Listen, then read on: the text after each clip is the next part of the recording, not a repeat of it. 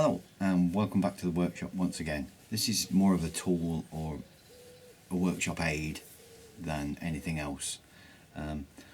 Recently I did some wet turnings of some bowls which then obviously dried and went all over the place. So I actually made this. This is not my idea. If you want to see how to make one, to Glenn Lucas. He's a professional wood turner and he shows you how to make one of these. This is not so much making this, but what I had was a faceplate, but I've only got one of those and these are not cheap, but I have got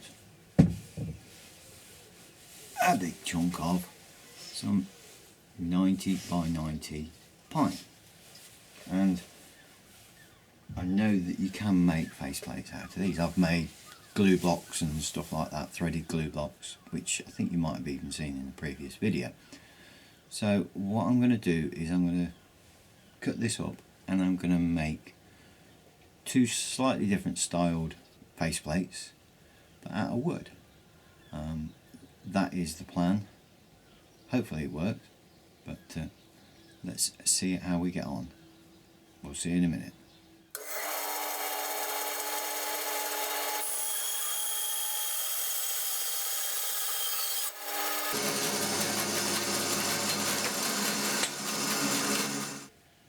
Right, the aim of these is that the grain actually runs this way. So we're actually going to put our hole in here and turn it back and whatever, but that makes for the strongest thread fixing it to your lathe, and I would think also then fixing it to the back of something as a faceplate. Just off camera I've just suddenly realised that I can make two out of these. They don't need to be that thick. If you look at this one,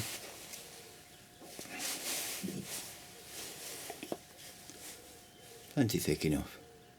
Just have to be a bit careful with it, but it's plenty good enough. Let's get to the lathe. What I've done is on the bandsawed face, I've just found the centre going corner to corner, and I'm just going to close the vice chuck jaws up, put that in there, and put that up against there, and then I can just turn a tenon. Doesn't need to be very deep, not for these jaws it doesn't anyway. So right, let's get started.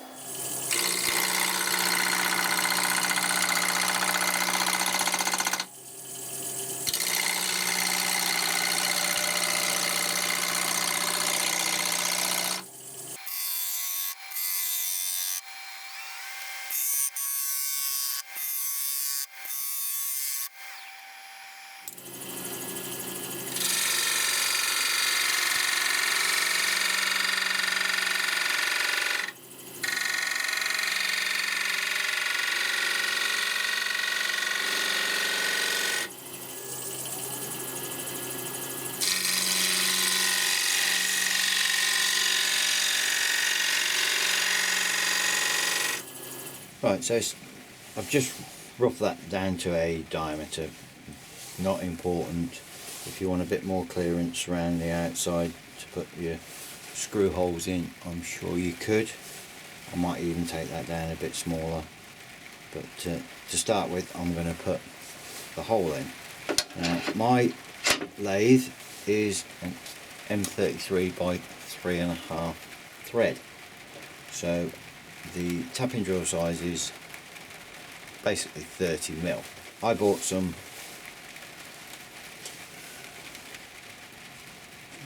cheap Chinese carbide tip ones just to for this purpose of cutting an end grain or a cross grain. They're cheap enough that you can either have them reground or sadly just throw them away, which is a terrible waste. But so I'm going to try this straight in, see how that gets on. I'll get all set up and we'll see if we can drill this.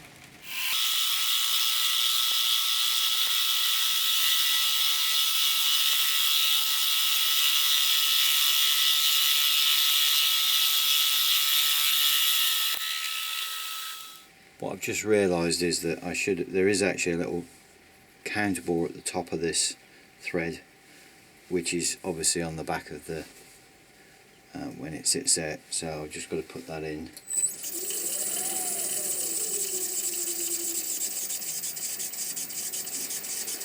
And it needs to be 11mm deep. Now I have actually drilled this all the way through. You can just hear that break in there. But yeah, so now I'm just going to try tapping it. So to make this job as pain-free or as easy as possible, these are the things that I would suggest that you purchase. Obviously you need to tap, that goes without saying, but what you will find is that in the back of the tap, oh wait, there we go, there's a little hole. Now this is what they call a spring centre. This diameter is held in the chuck in your tailstock, and this is actually on a spring. And if you get a nice tension against the tap, so that it's, alright, there we go. As you advance this tap, this will wind out.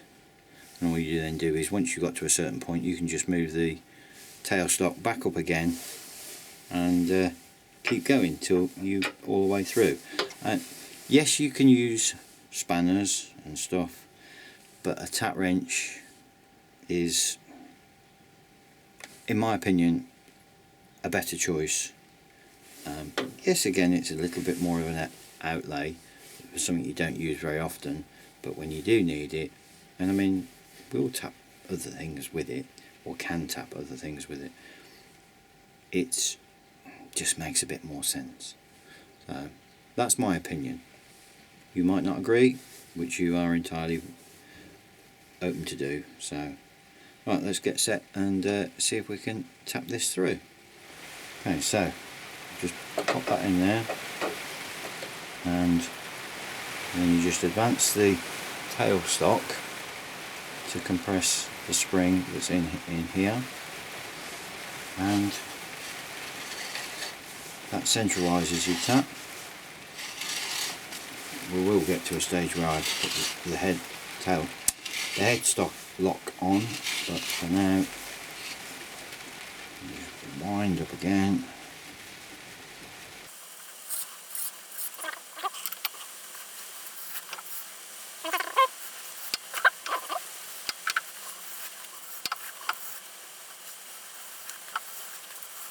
the tap is just undoing the chuck, which is not good, but there you go.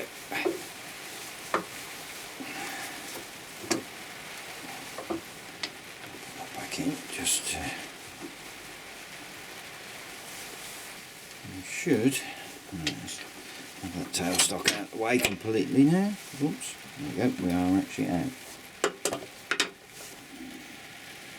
Well, I've gone handheld, so sorry about the shake. Let's see if I can show you a bit better. There you go.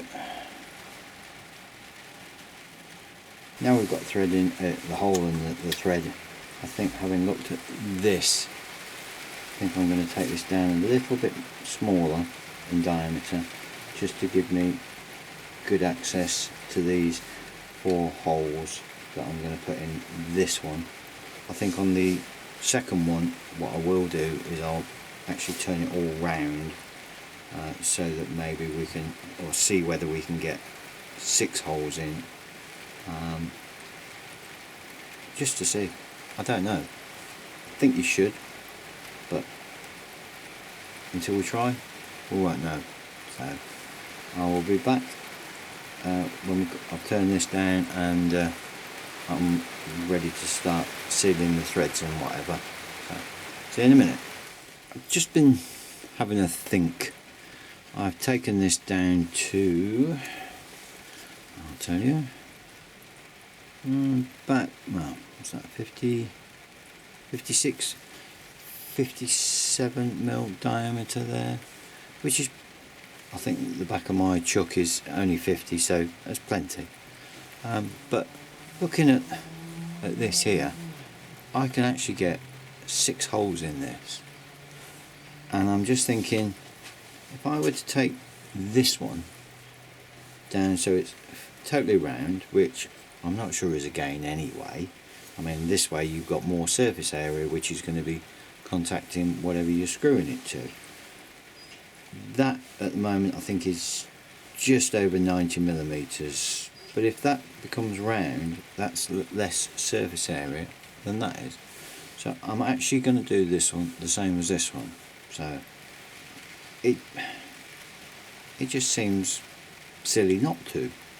The more surface area you've got here, this side, contacting the plate or whatever, surely makes more sense. So I'm going to do that. There's the second one. I've actually taken that down to more like 50 mil. Radiused, you can see in there, yeah, radiused in here just to give it a little bit more strength. But as you can see, there's still loads of room there that you could put 6 holes all the way around it to give it more strength and a better adhesion to whatever you're screwing it to. Anyway, so I've just got some ordinary, nothing special super glue, and I'm gonna chuck it in here. Hopefully you won't be able to see a great deal, unfortunately, because it's all a bit small, but I'm putting loads in to soak into the threads.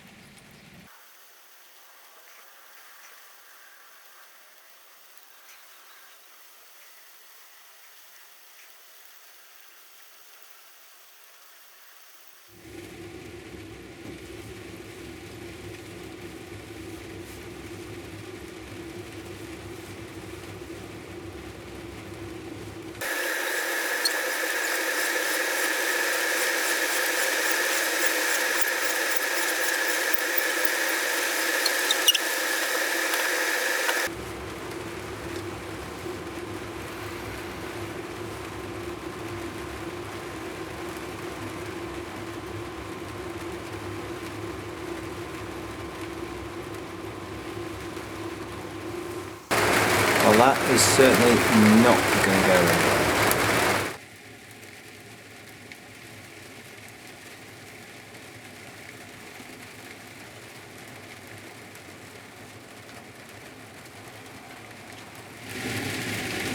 The other thing I just want to show is that there you go. There is the end of my headstock thread. So we've actually got loads, so you could actually shorten it even further, but I'm not sure I really see the point. It's a nice seal against there. So yeah, I think just leaves, I've got to face off this and put some holes in it, and then we should be good to go.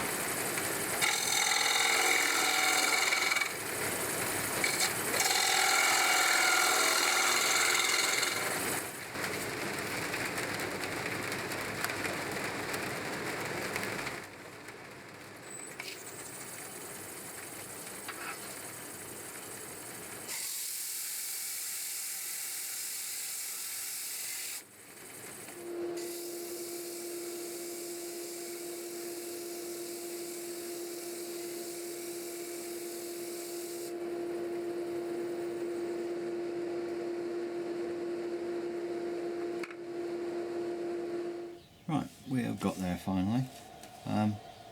As to the, let me show you, there's the completed with some holes on the back. I've just taken apart sanding paper over the top to these, not done anything special.